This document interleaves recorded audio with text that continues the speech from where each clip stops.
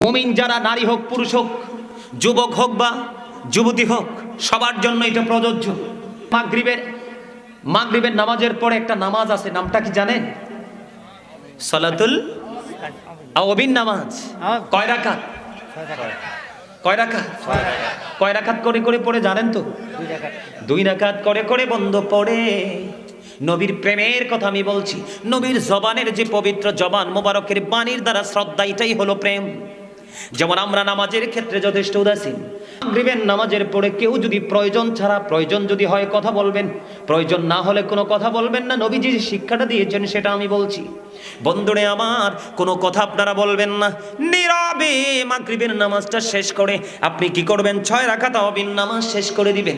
আমার নবী জানিয়ে দিয়েছে, পাগল রে, আমি নবী বলে গেলাম তুমি একটা দিন যদি মাগরিবের পরে আওয়াবিন নামাজটা আদবের সাথে পড়তে পারো, আমি নবীজি রাস্তায় দেখিয়ে দিয়েছি সেই রাস্তা অনুযায়ী তোমার আমল নামায় একদিনের নফল ইবাদত পড়ার কারণে, আওয়াবিন পড়ার কারণে তোমার আমল নামায় 12 বছরের নফল ইবাদতের সওয়াব দেওয়া হবে। প্রেমিকেরা আসবে সবার আগে। প্রেমিকেরা কি করবেন? আসবে সবার আগে। আমি কিন্তু ছোট্ট ছোট্ট করে বন্ধু এক্সাম্পল দিচ্ছি। আপনি আমি কিন্তু সবাই কোরআন শরীফটাকে দেখে দেখে পড়ি, তারপরে অত ভুল। আমার নবীর জামানায় কোরআন লিখিত ছিল না, আবু বকরের জামানায় কোরআন লিখিত ছিল না, হযরতে ওমরের জামানায় কোরআন লিখিত ছিল না, হযরত উসমান রাদিয়াল্লাহু তাআলা আনহুর জামানায় এসে কোরআনটাকে 6টা কপি করা হয়েছিল। তৎকালীন সময়ে ইনি নিজে একটা রেখেছেন, পৃথিবীর গুরুত্বপূর্ণ স্পটে আরো 5টা কপি তিনি পাঠিয়ে দিয়েছেন।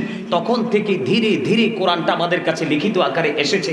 এখানে আসার কারণ, কোরআনটা খুলে দেখেন সূরাগুলোকে 2 ভাবে বিভক্ত করা হয়েছে, একটা হলো মাক্কি আর একটা হলো মাদানী। জোরে জোরে কোন আল্লাহু আকবার।